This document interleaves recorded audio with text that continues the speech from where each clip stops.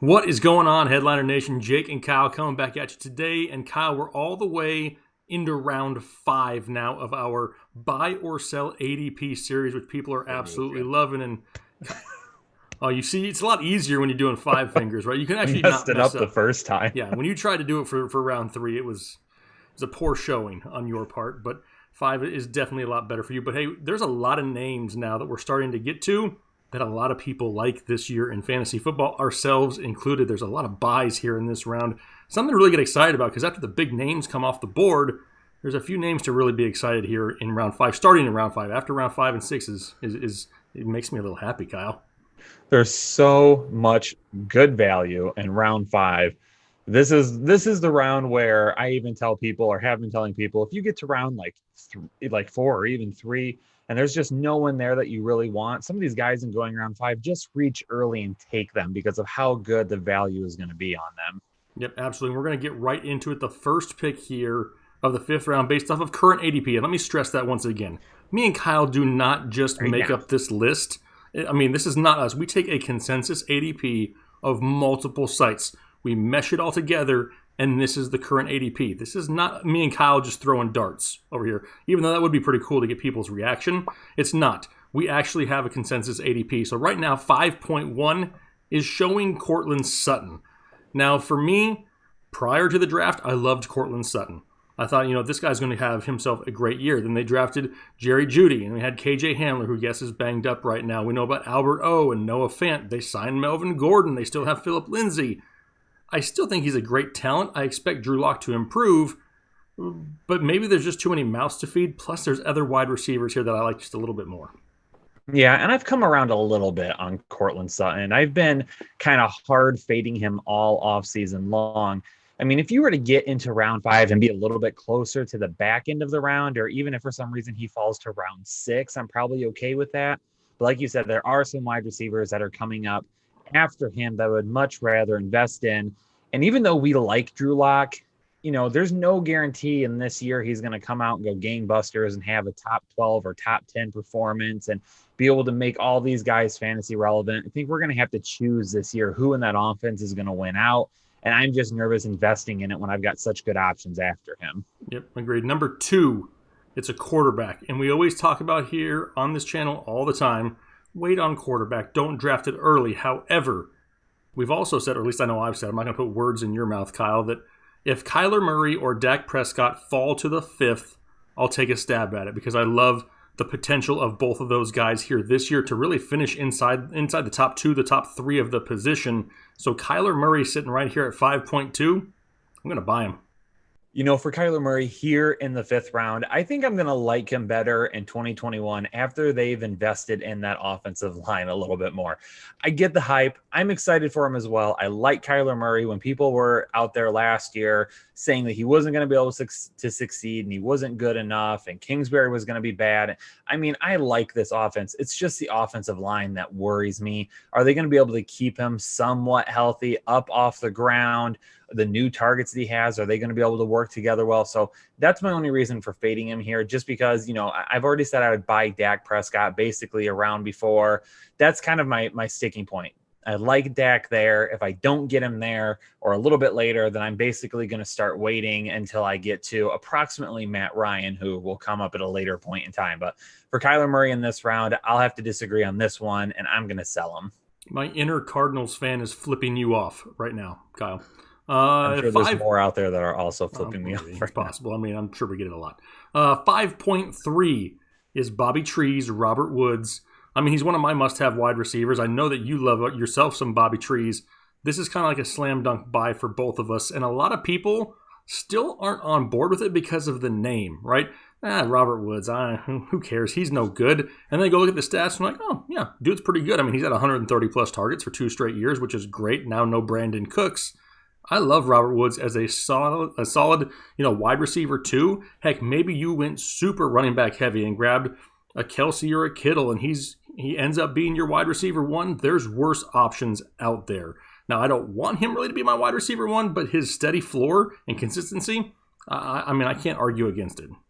Yeah, I love myself some Robert Woods this year. And I actually brought up Robert Woods in a video I dropped yesterday, a training camp update, because things seem to be going very well for the connection between him and Goff. So much so that they've actually started working in some deeper routes and some deeper plays. Over the last couple of years, because they've had Brandon Cooks stretching the field, Robert Woods really hasn't had to do that. He's been a guy that's really run some of those intermediate routes, those slants, out routes, things like that. But now they're starting to work in some of those deeper routes with him, which could lead to some bigger plays, some bigger yards, and potentially some more touchdowns. So I'm buying him here because we know he's going to have a really safe floor, but I don't think anyone quite understands how high the ceiling could be this year. So what you're saying, Kyle, is the Woods are going deep. The Woods are going deep. Going deep in the woods. All right, next up, 5.4. Last year's darling tight end, Darren balls to the Waller of the Las Vegas Raiders. And, I mean, literally, we liked him last year. We talked about him in the draft guide before the season started. He was definitely someone that we were paying attention to. But there really wasn't a whole lot of options. Now, you got the likes of Bryan Edwards and Henry Ruggs, and Hunter Renfrow is healthy. You got Lynn Bowden. There's other options now in Las Vegas. It's not just Darren Waller. And I still think you're paying a little bit too high of a price. I'm not on the bandwagon this year for Darren Waller. I'm going to pass and sell on him here in the 5th. Yeah, unfortunately, I'm going to have to snip those balls here in this round. I'm not interested in drafting him right here. Still love him. Still think he's a great talent, but they've got a lot of other weapons there now. Maybe the volume isn't everything we saw last year. Maybe he is a little bit more efficient. But, really, I've said a lot this year. If I can get Mark Andrews in the 4th round, I've been thinking about it. But after that, it's late round tight end for me.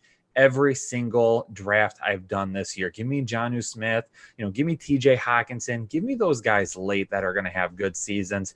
In this round, there's way too many good wide receivers left. And this is where you also need to really establish some of your running back depth. I'm not using it on a tight end here. Yeah, speaking of running back depth, the next person up at the 5.5 is Devin Singletary. Now, there's a lot of, I'm not going to say a lot. There are some Zach Moss, I can't even say his name, that's how much I really don't care about him. Zach Moss truthers out there that are just, hell-bent on saying this dude is going to come in here and be a beast. He's not going to have more work than what Frank Gore did. Frank Gore had himself a solid role in this offense. You're talking about one of the most injury-prone, rookie running backs coming into the league in a long time. And people just want to write off Devin Singletary. And I really don't understand why. Yeah, sure, Zach Moss is going to be involved because Devin Singletary isn't a 300-touch-a-year back. But he doesn't need to be. If this guy can get in that neighborhood of 200 to 225, you are going to be pleasantly surprised because by this time, he's probably your running back 3. Yeah, and, with Devin Singletary, he's still going to be a guy that has the potential to be highly efficient. So even if Zach Moss does take some of that work on the ground, I'm not worried about some of the work that he's still going to get in the passing game, some of the early down work he'll get. Yeah, maybe he loses a few touchdowns, but the offense is going to be good enough to stretch the field. They're going to have a good offensive line. They're going to put themselves in situations where they're going to run the ball quite a bit because of how good that defense is. And this round right here, Singletary, is your running back 3 potentially. Excellent value. If you're getting him as your running back 2, I'm probably a little bit more hesitant. I'm hoping you would have gotten a running back 2 before this. So if you take him, just know there could potentially be some weeks where it is a little up and down, just depending on game flow and things like that. But, our very own Dr. Ethan Turner had Zach Moss is the worst injury rating of any offensive player in this past year's draft. And it's pretty easy to see why. Yeah, absolutely. Next up is Mark Ingram. Old man Mark Ingram at the 5.6 there in Baltimore. And after they drafted J.K. Dobbins, I think a lot of people just said, Ingram is done.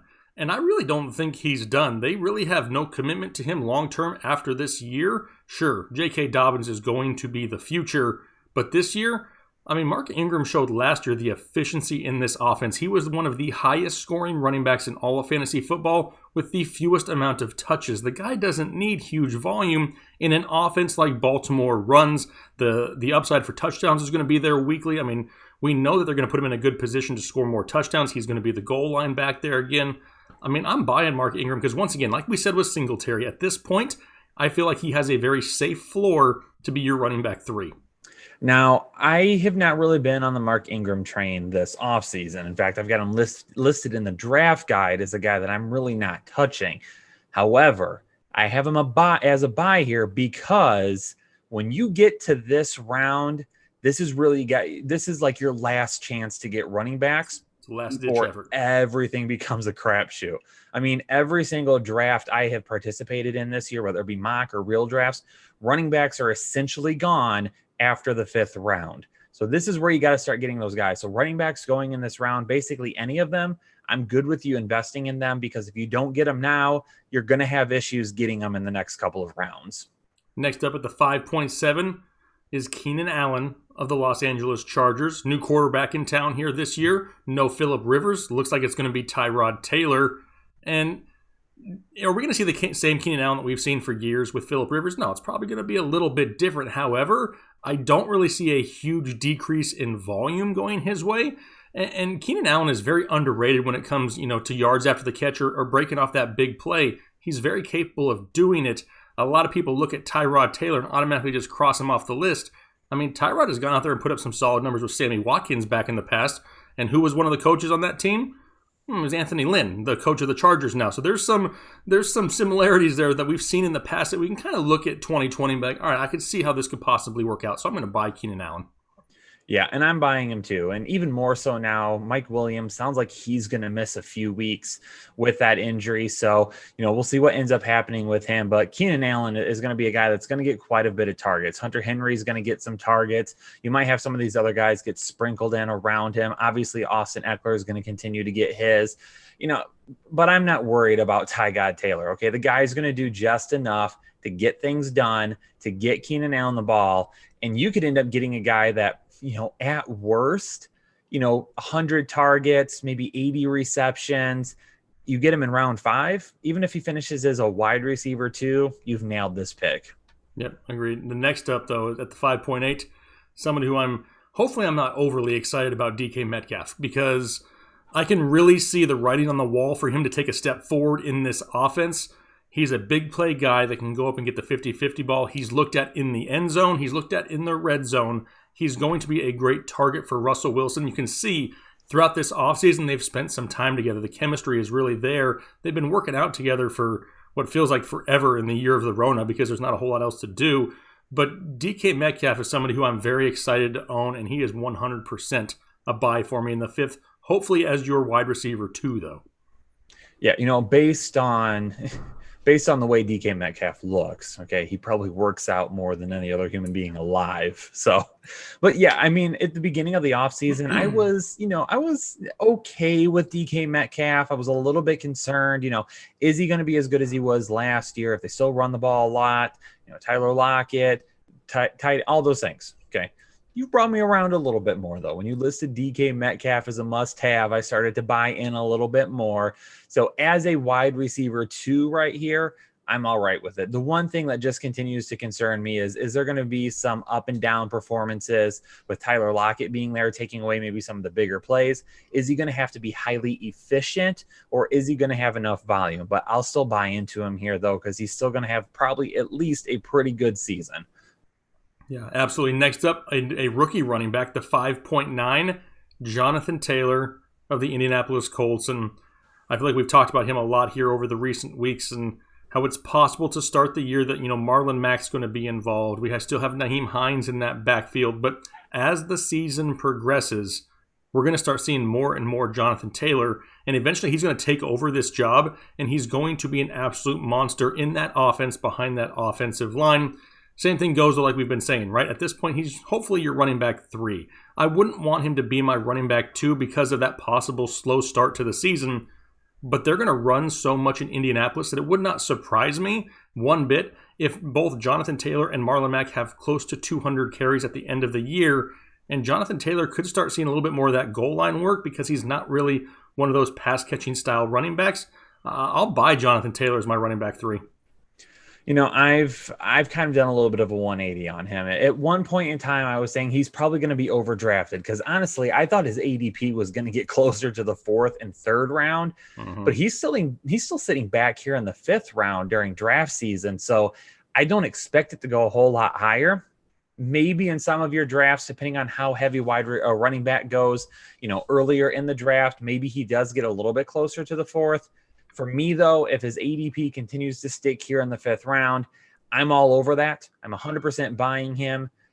I've done a little bit of a 180. I'm not nearly as worried about Marlon Mack anymore. I thought maybe they would start off with him, but based on reports, Jonathan Taylor has just looked far too good in training camp to keep him off the field, and Marlon Mack really hasn't done anything. Yep, agreed. All right, so next up, a wide receiver that we enjoy talking about because his name rhymes with Chark Week, and you can sing Baby Shark with him and not anything else you want to do. DJ Chark at the 5.10. Now, a video came out on social media like yesterday, I believe, with Gardner Minshew, who he was complaining about his ADP and how he knows he's a great fantasy quarterback. And, I mean, the dude is like my spirit animal at this point. I love me some Gardner Minshew, and I like the connection that he had with DJ Chark. The problem is here the consistency. And I said it last year that, DJ Chark is just touchdown dependent. People didn't want to hear that because he was scoring touchdowns all the time. But if the touchdowns slow down, you're going to be disappointed with DJ Chark, and we don't ever buy anybody just based off of pure touchdown upside because more times than not, you're going to be disappointed. So I'm going to sell DJ Chark. Yeah, the one thing I wrote extensively on Chark in the draft guide, okay, because I knew when I was listing him as a sell this year that people were going to want to know why. Like, he's the main wide receiver. The defense is going to be bad. There's going to be plenty of targets. I get it. But I put in a ton of research on Chark because I wanted to make sure that I got it right. And nothing at this point has convinced me that my argument for him not being good this year is going to fail. Okay. So I'm sticking with it. I still think at this point that he's a guy that's going to have some good weeks for you. I definitely think he's a guy that could score, 20, 30 points in a week. But with that being said, he's essentially, as you would say, Jake, an Amari Cooper that's just going a little bit later in the draft. Okay. He's going to be up and down a little bit. He's going to have some single point weeks, and you're going to walk away saying, dang it, why is he in my lineup? I literally was just sitting here waiting for you to stop talking, so I was going to compare him. I was going to say, what you're saying is he's like Amari Cooper, and then it's because we're like connected at the brainwaves. You just knew that I was going there. Yeah. All right, 5'11". Now, we've been buying all the running backs up because we said that this is your last ditch effort to get one, and here is David Montgomery. Now, news has come out here super recently with the injury in practice. I mean, you heard rumors of being carted off, a serious knee injury. I mean, we saw quotes on Twitter of shock and awe. I mean, it was so bad, and it turns out to be a groin strain. Now, I'm not taking anything away. I don't want to strain my groin, you know what I mean? But what it is in an abbreviated training camp, you got a guy who's going to miss time. Is there anybody behind him that's really going to tote the load and take over a huge workload? It's not going to be Tariq Cohen. He's not a 300-touch guy. Are they going to make a move on a free agent? I mean, that's something we'll have to pay attention to maybe here in the next few weeks and see how he progresses. But as of right now, because there's so much unknown, I'm going to sell David Montgomery. I think a lot of people are going to start staying away from him, and his ADP is going to start to fall. So if you draft late, if you're talking, beginning of September, you're doing your draft, and David Montgomery starts to fall into the 6th, maybe even the 7th round, I'll buy him again because I don't expect it to be a serious injury all year long. But right now, yeah, no, until I hear a little bit more, still a little bit too early for me, so I'm going to sell. That's basically what I said in my my breaking news video that I did about Montgomery. I watched it. If you can get it a little bit more towards the 6th and the 7th, then I'm all right with it. Because at some point he's going to be back. A lot of things that I'm seeing right now are saying anywhere from like 4 to 6 weeks, as long as he didn't have like a tear. If he had a tear, if he needs any type of surgery, then we're looking at extensive time. But if it's just, if he just has a growing sprain, a pull, whatever you want to call it, no, I don't think he's going to end up missing enough time that you don't take that type of a value. But here in the 5th, because we don't know for sure yet, right now my answer is to sell him, and then we'll just have to stay up to date on it over the next few days. Yep, agreed. Last guy of this round, the 5.12, and to me it's a little crazy that he's still this low. I expected him to climb higher here in the draft season. It's Terry McLaurin, and he is a favorite of a lot of people this year. And I think it's because a lot of people see the progression maybe in a Dwayne Haskins also. We know they had that chemistry from college already. And last year at times, Terry McLaurin looked unguardable. Like there was nobody that could stop him. Now you have the likes of an Antonio Gandy-Golden. We've seen an Antonio Gibson. We got Adrian Peterson. There's other weapons in this offense to take a little bit of defensive attention away. because if Terry McLaurin can get some one-on-one coverage this year, the guy is going to eat up NFL cornerbacks, and he's going to be a buy for me. Yeah, 100%. I mean, he's posed for a really big year. I would actually be more concerned if they were to name Alex Smith the quarterback, if they were to name Dwayne Haskins the quarterback. I know there's still some talk that potentially Smith's been out for too long. He's got too much rehab that he's gone through. He hasn't been on the field long enough. I still think it's going to be Haskins no matter what at this point. But big playability, good route runner, separates well. I mean, he does everything that you want a big-time wide receiver to do. So, yeah, 100%. I'm going to buy into him because – at worst, I am expecting a high-end wide receiver 3 season at worst, but the ceiling is so much higher than that. Yeah, absolutely. He could definitely go way above and beyond that. But that was the 5th round, the 12 picks inside the 5th. We're going to try to knock out the 6th round here late in the week, early next week. We know a lot of people are doing drafts. Try to hold off as long as you can. Yes. If you can postpone it at all, please do that. Try to draft somewhere the first week of September before the season starts. So many people are so anxious to go out there and draft right now. And then you see the injuries of like a David Montgomery. Well, if you've drafted super early, that may really hurt your team. So try to hold off as long as you possibly can. If you have any influence in your league, to your commissioner, say, hey, let's just postpone this a week or two till we're really close to the season so we don't have to worry about it. But outside of that, commissioner, some, elaborate feet picks is convincing material. Yeah. Buy him a Bursky or two. Whatever it takes. Some hot wings. I mean, just something. Just throw something at him. Just get his attention at this point. I mean, I'm sure anything will work here in the quarantine type of days. But we flew through the 5th round here. If you have any questions, make sure you leave them down below in the comment section. You may disagree with a few of these picks, and that's fine. If you do, if you want to leave a comment, just tell us why.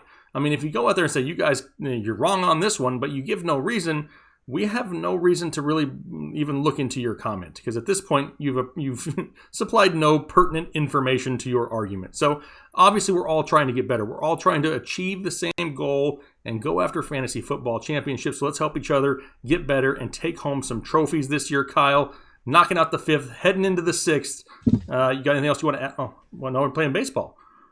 Oh, sorry, Kyle knocking one out of the park? Oh, there you go. No, okay. You should probably stick to baseball. I've seen your baseball swing. I don't know about the 3-point, the stroke. The stroke isn't wet yet, Kyle. All right, you guys have a great rest of your day, and we'll talk to you later. Have a good one.